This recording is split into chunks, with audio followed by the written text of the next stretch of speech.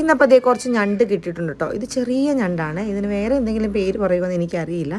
ഇതിൻ്റെ കാലം ഒന്നും എടുക്കാനില്ല, അതിനുള്ളിലൊന്നും ഒന്നുമില്ല, വളരെ ചെറിയ ഞണ്ടാണ്. അതായത് നന്നാക്കി എടുത്തപ്പോഴേക്ക് ഇത്രയേ ഉള്ളൂ കേട്ടോ. അപ്പോൾ നമുക്ക് കുറച്ച് ഇഞ്ചിയും വെളുത്തുള്ളിയും ചതച്ച് വെക്കണം. പിന്നെ കുറച്ച് തക്കാളി അരിഞ്ഞ് വെച്ചിട്ടുണ്ട്, സവോള നീളത്തിൽ അരിഞ്ഞ് വെച്ചിട്ടുണ്ട്, പച്ചമുളക് അരിഞ്ഞ് വെച്ചിട്ടുണ്ട്. ഇനി നമുക്ക് പാൻ എടുത്തിട്ട് അതിലേക്ക് വെളിച്ചെണ്ണ ഒഴിച്ചു കൊടുക്കാം. വെളിച്ചെണ്ണ നന്നായിട്ട് ചൂടായി വരുമ്പോൾ 1 ടേബിൾ സ്പൂൺ പെരിഞ്ചീരകം ഉണ്ടല്ലോ, വലിയ ജീരകം, അതൊന്ന് പൊട്ടിച്ചെടുക്കാം. ഇനി അതിലേക്ക് ചതച്ച് വെച്ചിരിക്കുന്ന ഇഞ്ചിയും വെളുത്തുള്ളിയും കൂടി ചേർത്ത് നന്നായിട്ടൊന്ന് മൊരിയിച്ചെടുക്കണം. ഇഞ്ചിയും വെളുത്തുള്ളിയും നന്നായിട്ട് മൊരിഞ്ഞ് വന്നപ്പോൾ അതിലേക്ക് അരിഞ്ഞ് വെച്ചിരിക്കുന്ന സവോള ചേർത്ത് കൊടുക്കാം. ഞാനിപ്പോൾ ഒരു 7-8 സവോള എടുത്തിട്ടുണ്ട് കേട്ടോ. വലിയ സവോളയല്ല, ചെറിയ സവോളയാണ്. അതുകൊണ്ടാണ് അത്ര എണ്ണ എടുക്കേണ്ടി വന്നത്. നിങ്ങളുടെ കയ്യിൽ വലിയ സവോളയാണെന്നുണ്ടെങ്കിൽ ഒരു 3 വലിയ സവോള എടുത്ത് നന്നായിട്ട് നൈസായിട്ട് കട്ട് ചെയ്തിട്ട് ചേർത്താൽ മതി. ഇത് പെട്ടെന്ന് വഴന്ന് കിട്ടാനായിട്ട് ഞാൻ കുറച്ച് ഉപ്പും കൂടി ചേർത്തിട്ടുണ്ട്.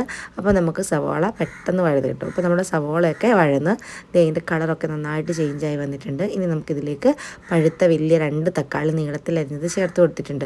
ഇനി അതും കൂടെ നന്നായി വഴന്ന് വന്നതിന് ശേഷം അതിലേക്ക് 2 ടേബിൾ സ്പൂൺ മുളക് പൊടി, 2 ടേബിൾ സ്പൂൺ മല്ലിപ്പൊടി, 1/2 ടീസ്പൂൺ മഞ്ഞൾപ്പൊടി, 3/4 ടേബിൾ സ്പൂൺ ഗരം മസാല, ഇത്രയും കൂടെ ചേർത്ത് കൊടുത്ത് പച്ചമണം മാറുന്നത് വരെ ലോ ഫ്ലെയിമിലിട്ടിട്ട് നന്നായിട്ട് വഴറ്റിയെടുക്കാം.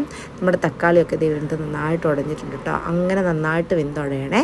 അപ്പോൾ നമ്മുടെ മസാലയൊക്കെ നന്നായിട്ടൊന്ന് മൂത്ത് വന്നപ്പോൾ അതിലേക്ക് ഞാൻ നീളത്തിലരിഞ്ഞ് വെച്ചിരിക്കുന്ന 3 പച്ചമുളക് ചേർത്ത് കൊടുത്തിട്ടുണ്ട്.